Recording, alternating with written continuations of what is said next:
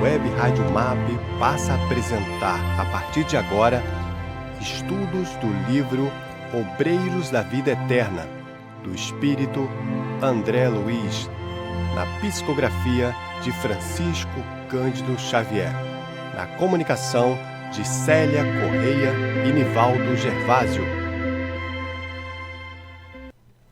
Bom dia, meus irmãos. Bom dia, Nivaldo. Bom dia, Célia. Bom dia a todos.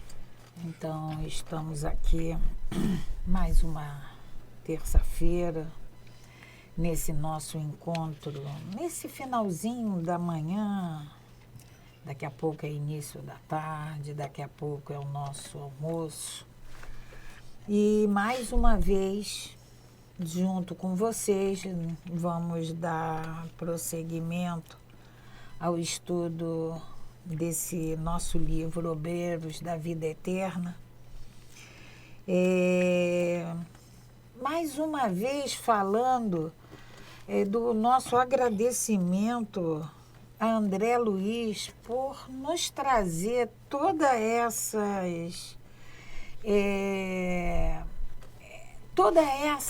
miudeza, essas informações do plano espiritual para nós. Nesse livro nós estamos falando basicamente de desencarne, são irmãos que são socorridos. A gente percebe, André Luiz nos narra de irmãos que pedem socorro, mas ainda não estão no momento de receber esse socorro. E aí André vai nos explicando, vai nos trazendo todas essas informações que é para que a gente possa cuidar um pouco melhor desse nosso espírito que somos.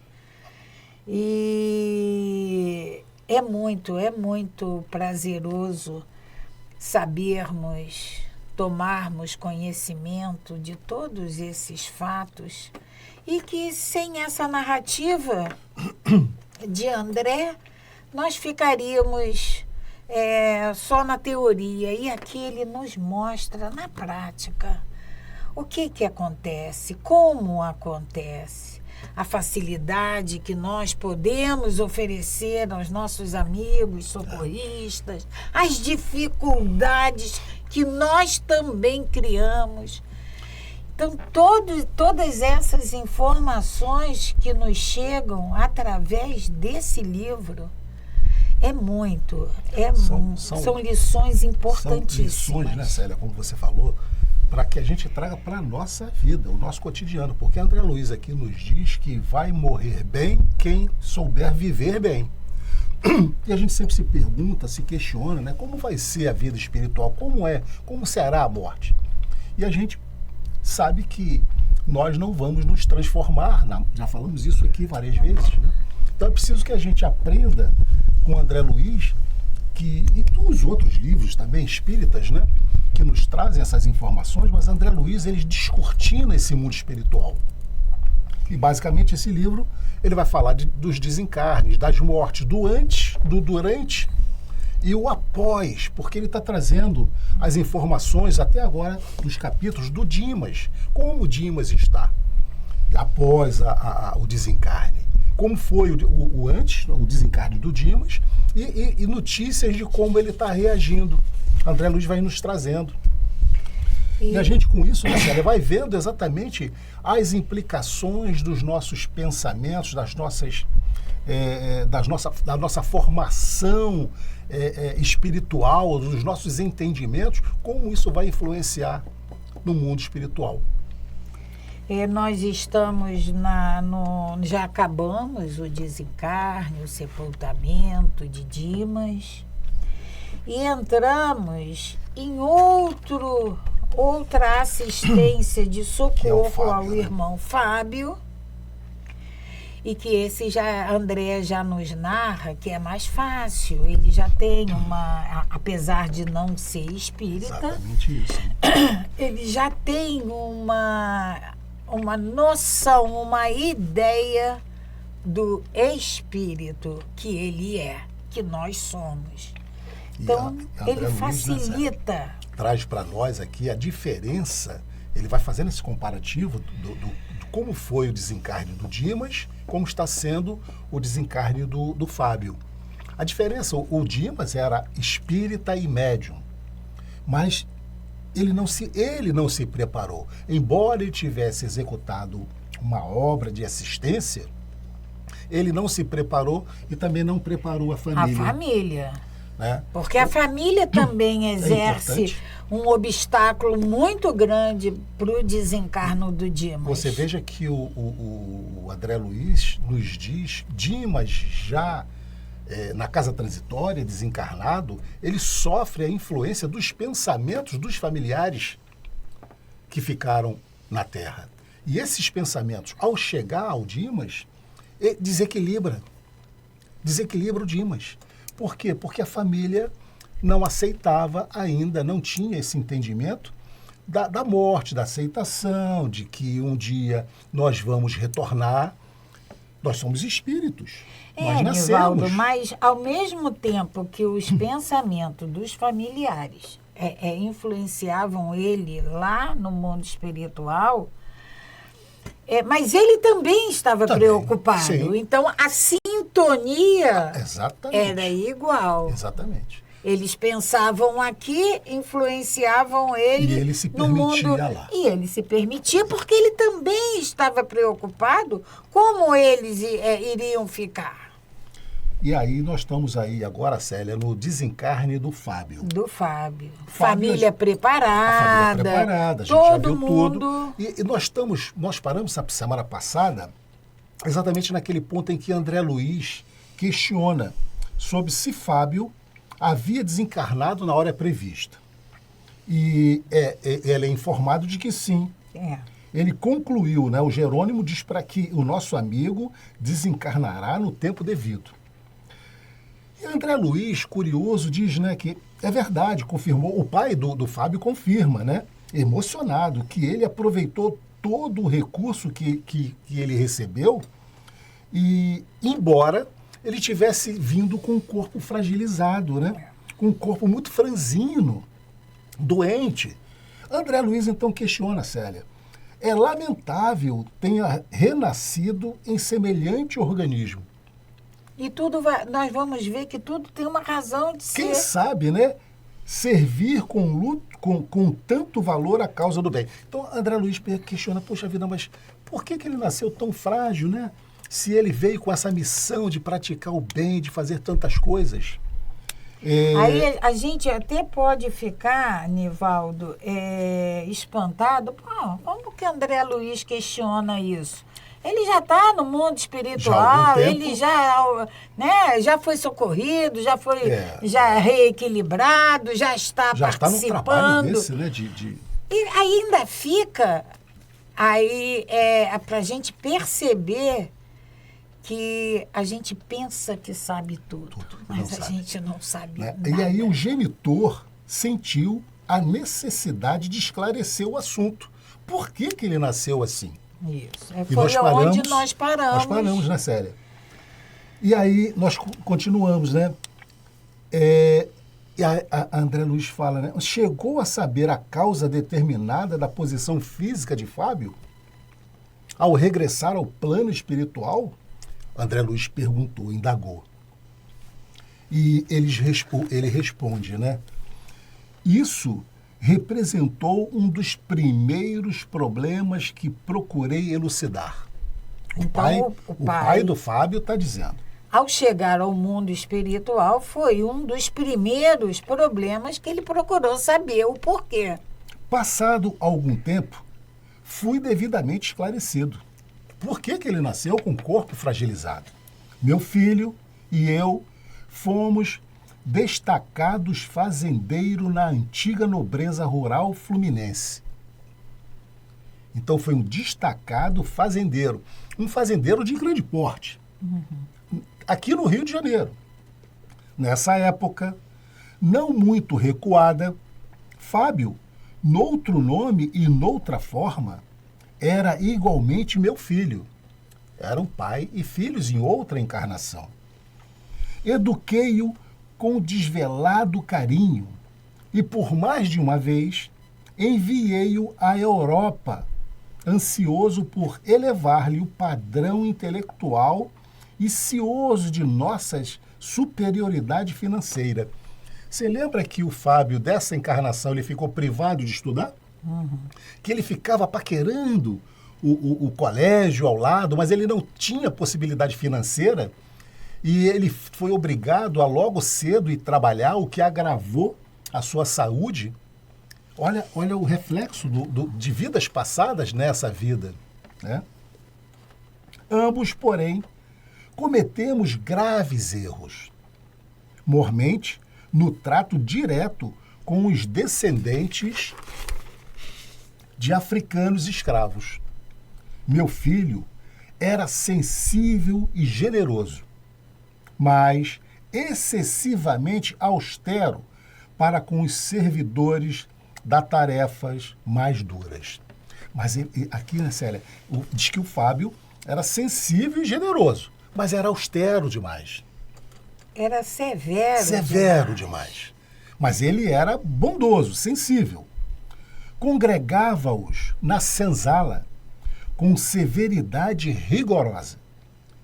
E perdemos grande número de cooperadores em virtude do ar viciado, pela construção deficiente que Fábio conservou inalterável, simplesmente para manter ponto de vista pessoal. Esse ponto a gente precisa parar para entender. E esse ponto de vista pessoal, a gente pode traduzir pelo nosso orgulho. Por orgulho, a vaidade, ele tinha estudado, né? Essa construção deficiente. Porque ele era, né, Célia, sensível e generoso. Mas ele era austero, ou seja, orgulhoso, como você falou, não deu o braço a torcer. E ele manteve uma construção que era deficiente de oxigenação. E isso levou à morte vários escravos, por asfixia, por falta de oxigenação. E olha, Célia, e aonde é o problema maior do Fábio hoje? Não é a tuberculose? Pulmão, não é isso?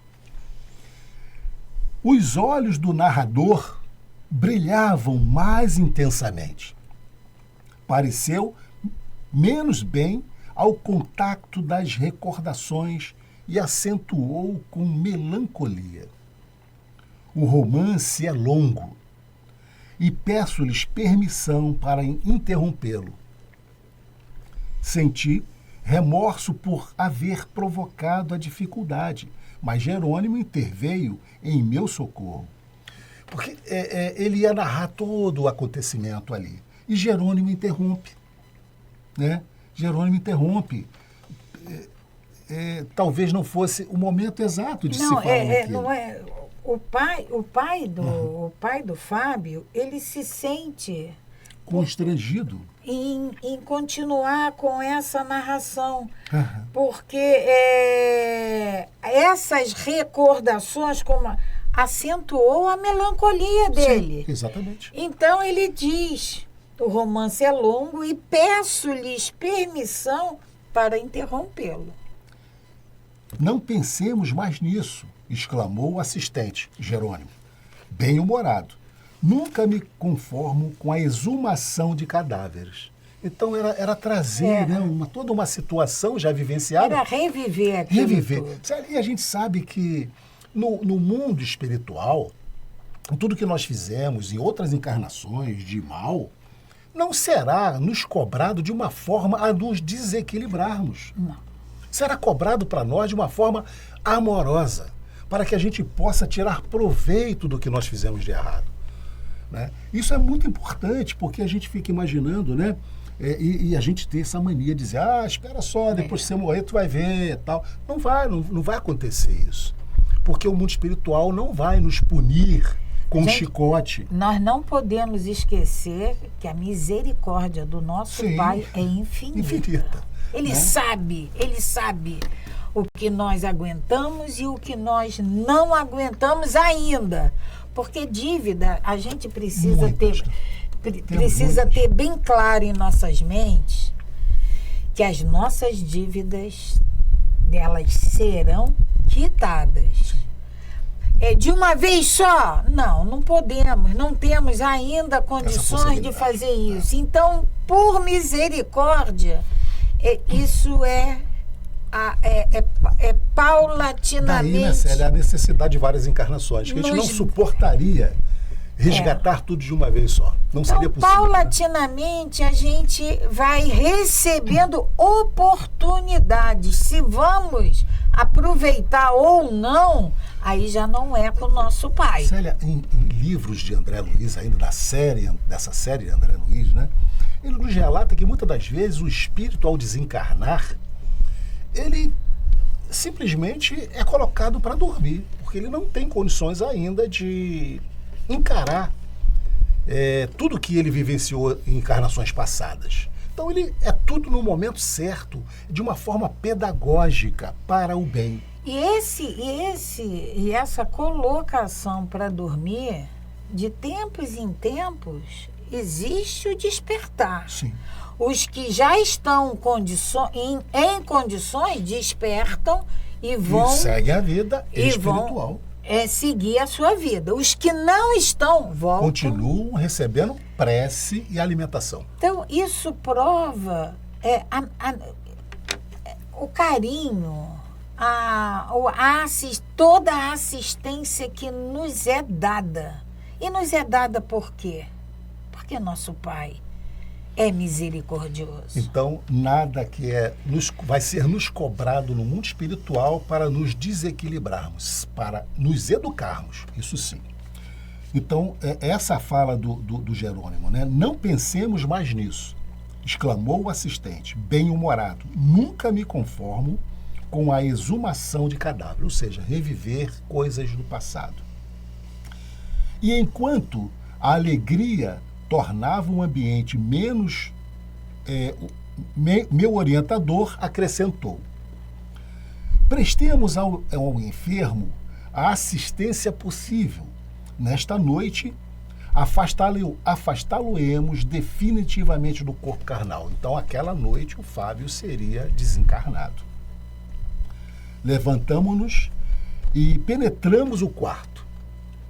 Fábio, fundamente abatido, respirava a custo, acusando indefinível mal-estar. Junto dele, a esposa velava atenta. Através da janela aberta, o doente reparou que a cidade acendia as luzes, ou seja, estava anoitecendo. Ergueu os tristes olhos para a companheira e observou. Interessante verificar como a aflição se agrava à noite. E não é verdade? Normalmente a gente passa o dia assim muito bem, mas à noite vem aqueles problemas maiores, falta de ar, a gente tem... normalmente à noite a gente sempre agrava os nossos... Quem está doente sabe disso, né? Já passou por isso.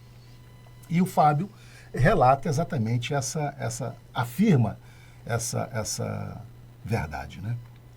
E aí vem aqui, né? É fenômeno passageiro, Fábio, afirmou a esposa tentando sorrir.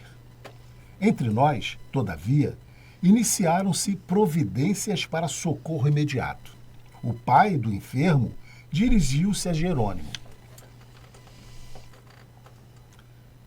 Sei que a libertação de Fábio exige grande esforço. Entretanto, desejava auxiliá-lo no derradeiro culto doméstico em que tomara parte fisicamente ao lado da família. Regra geral, as últimas conversações dos moribundos são gravadas com mais carinho pela memória dos que ficam. Não é verdade, né? As palavras antes da morte, normalmente aqueles que participam gravam, lembram exatamente do que foi dito pelo moribundo. Em razão disso, ser-me-ia sumamente agradável ajudá-lo a endereçar algumas palavras de aviso e estímulo à companheira. O Fábio ia ser Intuído, né? Não, eles estavam... Aqui, Jerônimo já nos comunica que o desencarne de Será Fábio naquela noite. será naquela noite. Mas o pai do Fábio, ele pede para auxiliar ele no culto do Evangelho, que vai ser realizado no lar do Fábio. Célia, era costume da Era família costume. fazer isso. Não era porque ele ia desencarnar. Era costume Era- dele. era E o dia do Por isso, né, culto. Célia, da importância do Evangelho no lar, você veja que a harmonia que o Fábio criou para ele e para a família. A importância do Evangelho no lar, né? E aí o pai pede, né, para que seja Que permitido, seja a permitido ele esses auxiliar. momentos finais, né? Com muita satisfação, aqueceu o assistente Jerônimo, né? Colaboraremos também na execução desse propósito. É mais conveniente que a família esteja a sós, ou seja, os filhos, a esposa, só. Porque normalmente o evangelho do lar do Fábio, Célia, ele convidava amigos. É. Mas esse era só a família. Bem lembrado, disse o genitor agradecido. Reparei que Jerônimo e Aristeu, aquele amigo espiritual que prestava serviço ao Fábio, né? Reparei que Jerônimo e Aristeu passaram a aplicar passes longitudinais no enfermo, observando que deixavam as substâncias nocivas à flor da epiderme, abstendo-se de maior esforço para alijá-las de vez. Finda a operação, indaguei dos motivos que o levavam a semelhante medida, os passes, né? Está muito enfraquecido, por isso é que foi dado passe longitudinais no Fábio, né? Está muito enfraquecido, agonizando, quase informou o meu dirigente. E fazemos o possível por beneficiá-lo, sem lhe aumentar o cansaço. As substâncias retiradas nas paredes da pele serão absorvidas pela água magnetizada do banho, a ser utilizado em breves minutos. Olha só, então eles deram um passe no Fábio, trouxeram essas impurezas, a flor da pele, que será retirada num banho. No parágrafo anterior, quando Jerônimo e Aristeu fazem os passes longitudinais, André observa que substâncias nocivas ficavam à flor da pele. Que será Aí, mais nesse fácil de ser banho- retirada no banho. Efetivamente, atendendo à influenciação dos amigos espirituais, que lhe davam intuições indiretamente, Fábio dirigiu-se à esposa, expressando desejos de levar de leve banho morno, no qual foi atendido em reduzidos instantes. Então veja só como a equipe espiritual trabalhou. Deu um passe longitudinal, trazendo as impurezas, né, à flor da pele, intui, inspira para que o Fábio peça para tomar um banho, para que essas substâncias sejam retiradas. Jerônimo e Aristeu ministraram à água pura certos agentes de absorção e ampararam a dedicada senhora, que, por sua vez, auxiliou o marido a banhar-se como se estivesse satisfazendo o desejo de uma criança. Tomou aquele banho com satisfação, né? Com prazer. Quer continuar, Célia? E aí André nos relata: notei admirado que a operação fizera acompanhar de salutaríssimos efeitos, surpreendendo-me mais uma vez ante a capacidade absorvente de água comum. A matéria fluídica prejudicial fora integralmente retirada das glândulas sudoríparas. Olha só, a importância aqui, claro que esse banho Era uma água comum, mas era uma água trabalhada. Mas como um banho nos revitaliza, não é verdade? Você está cansado, tal, você toma aquele banho, você fica revitalizado. A importância do banho numa água comum mesmo, né? Ainda mais essa aqui que foi revitalizada pelos amigos espirituais, né? Terminado o banho, o enfermo voltou ao leito.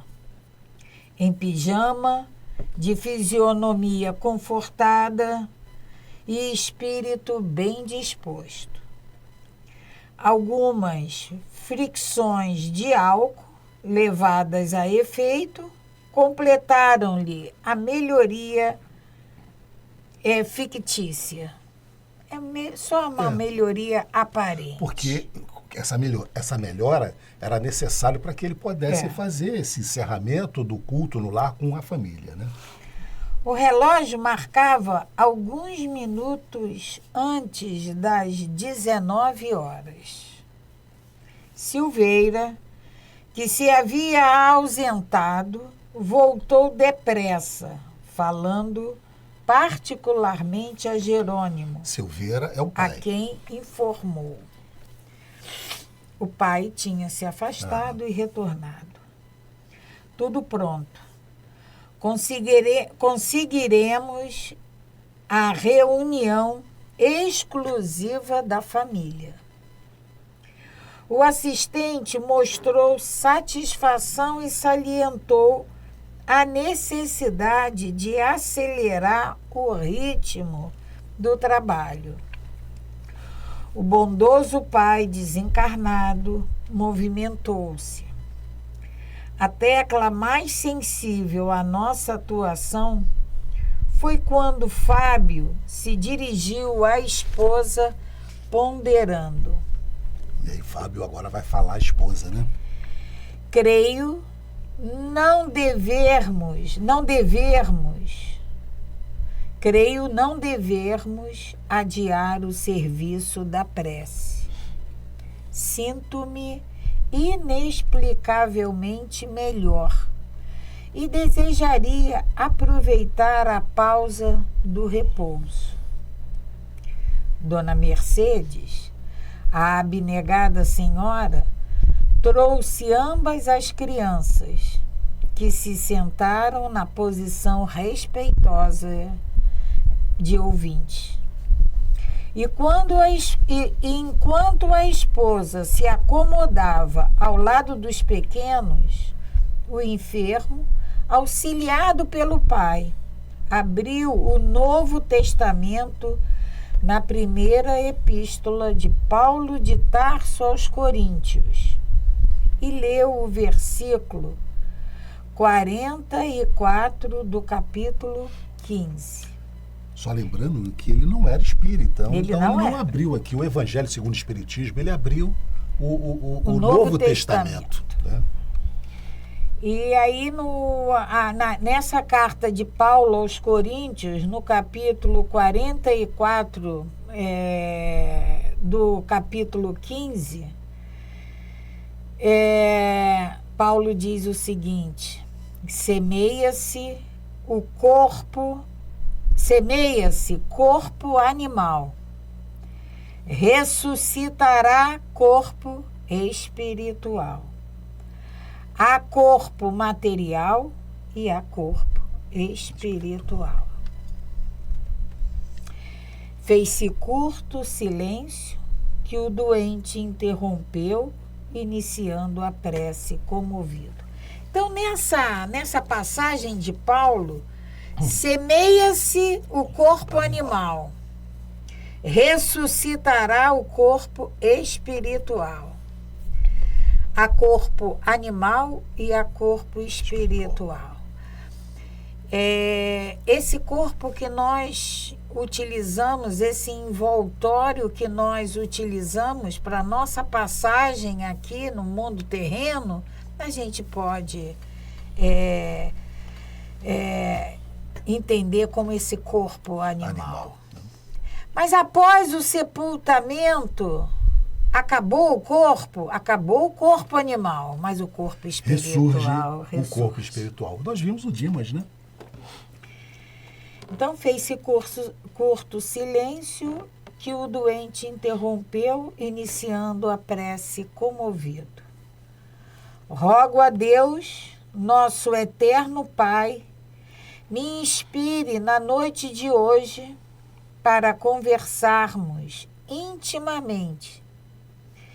E espero que a divina providência, por intermédio de seus abençoados mensageiros, me ajudem a enunciar o que desejo com a facilidade necessária. Enquanto possuímos plena saúde física e enquanto os dias e as noites correm serenos, supomos que o corpo seja propriedade nossa. Acreditamos que tudo gira na órbita dos nossos impulsos, mas ao chegar à enfermidade, verificamos que a saúde é tesouro de Deus, é tesouro que Deus nos empresta confiante. É uma verdade, né, Célia? Nós, quando estamos em plena vigor físico, né, a gente esquece realmente do quão é importante a saúde física, né? E nós, né? Nessa prece, Fábio diz, supomos, nesse vigor físico, supomos que o corpo seja propriedade nossa. Nós nos achamos, nos sentimos, né? Meu corpo. Meu corpo, né? E nos achamos E esse finalzinho, acreditamos que tudo gira na órbita dos nossos impulsos. Né? Mas, ao chegar à enfermidade, verificamos que a saúde é tesouro de Deus. É tesouro que Deus nos empresta confiante. Então, essa reflexão que o Fábio faz aqui é muito interessante, né, Célia? Porque é para a gente refletir, né? Nós realmente não somos nada. Nós somos seres espirituais numa experiência num corpo físico. É assim que a gente precisa entender e que nós todos passaremos por essa transição. Se não morrermos de acidente, envelheceremos, ficaremos doentes e vamos ao desencarne. Mas por esse momento de transpor o sepulcro, todos nós iremos. Passaremos. Sorriu calmo e confortado. Até ali via-se bem que era.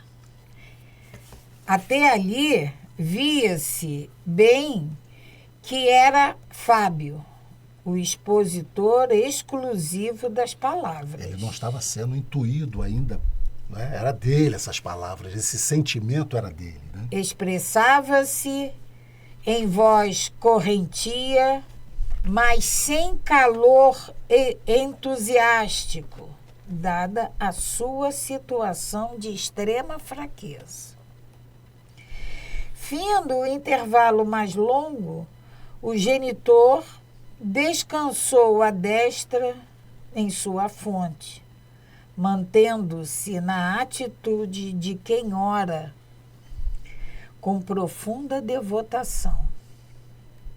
Reparei surpreso que luminosa corrente se estabelecera no organismo débil, desde a massa encefálica até o coração, inflamando as células nervosas.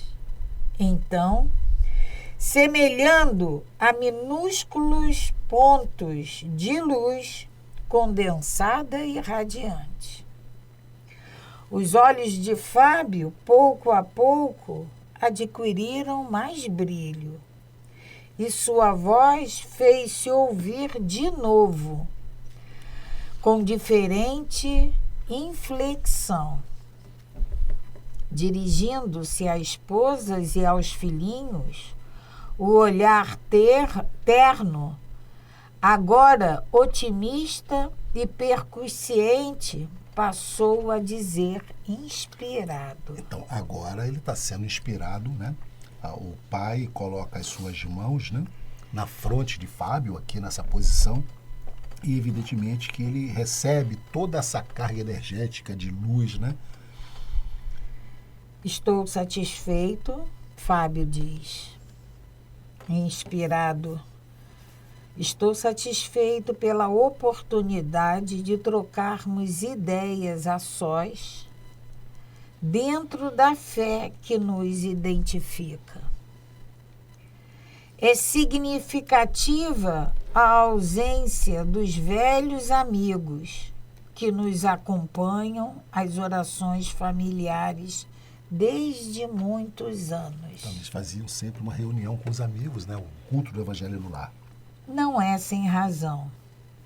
Precisamos comentar nossas necessidades, cheios de bom ânimo, dentro da noção da próxima despedida.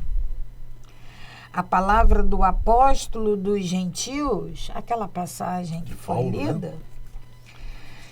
A palavra do apóstolo dos gentios é simbólica na situação presente. Assim como há corpos animais, há também corpos espirituais. E não ignoramos que meu corpo animal, em breve tempo, será restituído à terra acolhedora, a terra acolhedora, mãe comum das formas perecíveis. Olha que poético. A terra, mãe comum das formas perecíveis. O Fábio, Célia, aqui, ele, claro que ele está sendo inspirado, mas são palavras dele. É. Né? Mas ele está sendo inspirado, está tendo um upgrade, mas são palavras dele, são conhecimentos dele, não está sendo ventríloco aqui, né? Mãe, a terra acolhedora, mãe comum das formas perecíveis, em que nos movimentamos na face do mundo. Algo me diz ao coração que esta será talvez a última noite em que me reunirei com vocês nesse corpo. Olha, ele faz nesse corpo. Ah. A última noite em que eles iriam estar reunidos, aquela seria a última noite, e com o Fábio naquele corpo. Porque, Célia, ele acabou de ler a passagem de Paulo, né, do corpo animal e o corpo espiritual. Então, naquele corpo, ele sabia que seria a última vez, mas no corpo espiritual, ele estaria presente sempre, né? Nos momentos em que o sono me abençoa, sinto-me nas vésperas da grande liberdade. Vejo que amigos iluminados me preparam o coração e estou certo de que partirei na primeira oportunidade. Acredito que todas as providências já foram levadas a efeito, em benefício de nossa tranquilidade nesses minutos de separação. Olha quanta lucidez. Em verdade, não lhes deixo dinheiro, mas conforta-me a certeza de que construímos o lar espiritual de nossa união sublime. Ponto indelével de referência à felicidade imorredora. Quanta lucidez, né? Quanta lucidez. Volto a dizer que essa lucidez é do Fábio. Ele só está sendo inspirado a poder falar com mais abertura pela interferência do pai. Mas são conhecimentos dele, né? Fitou particularmente a esposa, tomado de maior emoção, e prosseguiu. Você, Mercedes, não temas os obstáculos da sombra.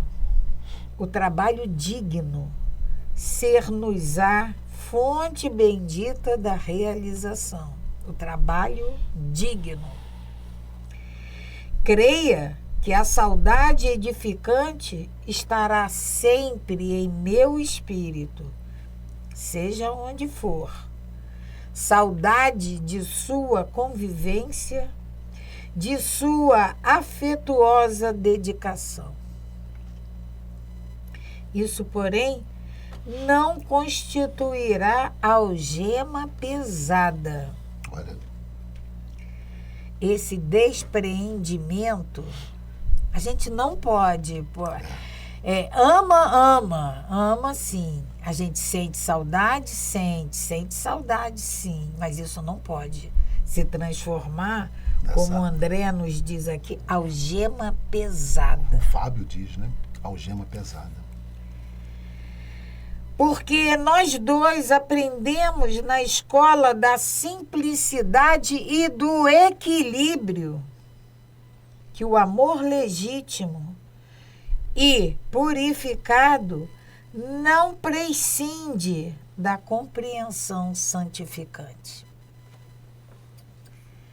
O amor legítimo, o Fábio, ele diz para Mercedes que eles aprenderam na escola da simplicidade e do equilíbrio. Que o amor legítimo e purificado, ele vai existir sempre. Não é essa mudança de planos que faz com que ele se extingue. Ele existe sempre.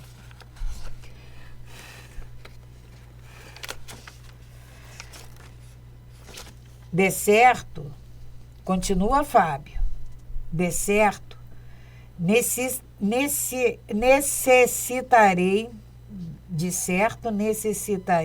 de muita paz, a fim de readaptar-me, ou seja, ele sabe que já esteve no mundo espiritual. Ele precisa de uma readaptação. A vida diferente. É impressionante a lucidez do Fábio, porque o André Luiz nos diz que Fábio, ele não tinha religião definida, não era espírita. E não era espírita.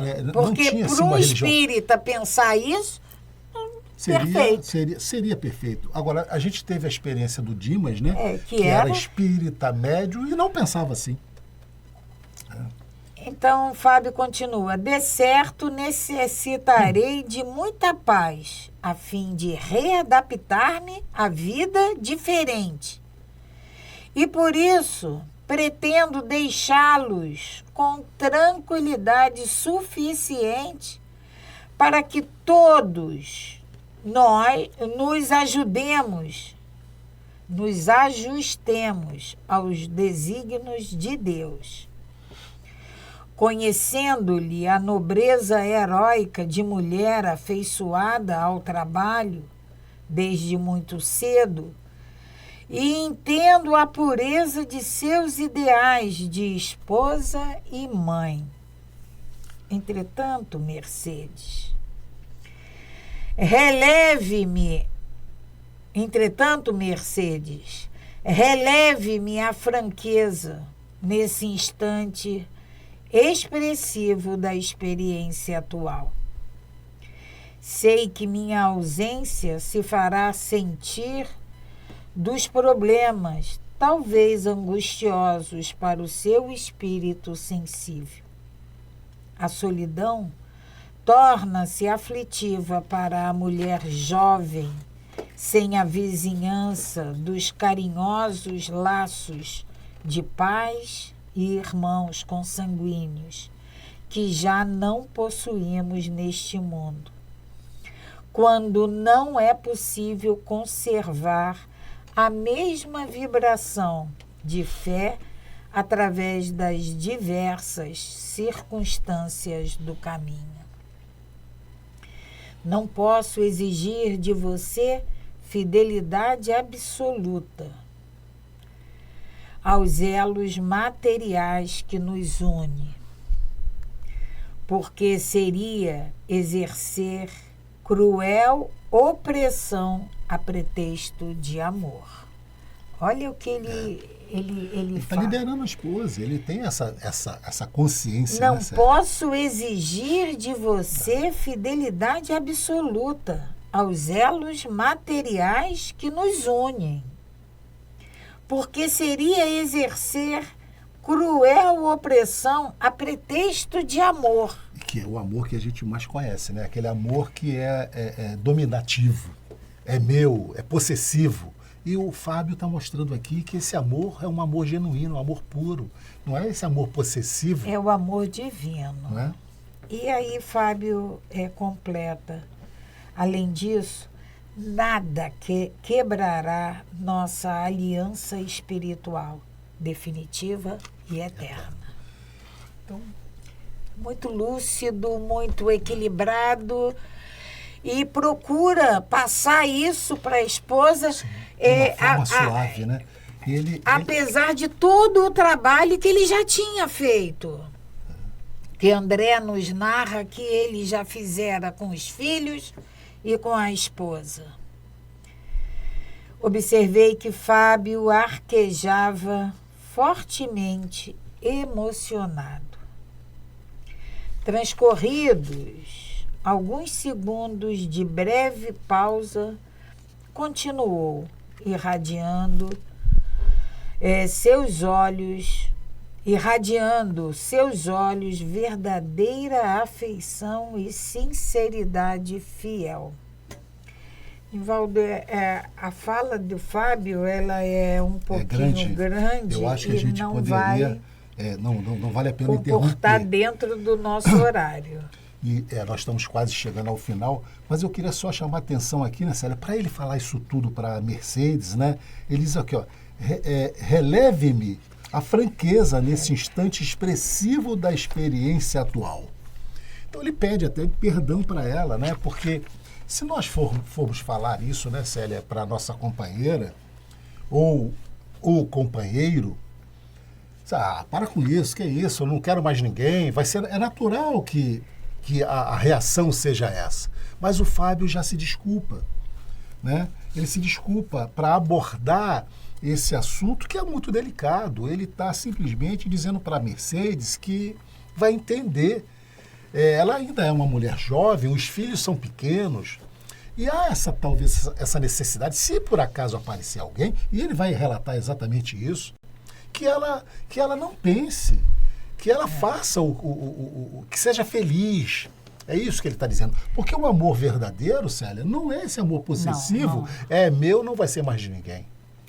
E nessa história, né, nesse relato do desencarne de Fábio, não vamos esquecer que Fábio foi tomado por uma tuberculose. Sim. E aí o pai dele indaga, o pai dele se questionava como pode um ser tão sensível, amável, vir nesse corpo fragilizado. André Luiz questiona. Não, o pai dele vem. Não. Assim, mas o pai dele antes. Mas aí o pai foi buscar a explicação, né? Aí o pai nos explica. O porquê. E a gente vai reparar que tudo em nossas vidas tem um porquê. Então nós vamos terminar definitivamente aqui. Estamos chegando ao final, né, do nosso estudo desse livro, Obreiro da Vida Eterna, que cada vez vai ficando mais emocionante, mais interessante, trazendo mais informações para nós. Então desejamos a todos vocês uma excelente tarde e almoço, né? E nos encontraremos na próxima semana. Paz e bem, paz e luz. Paz, muita paz.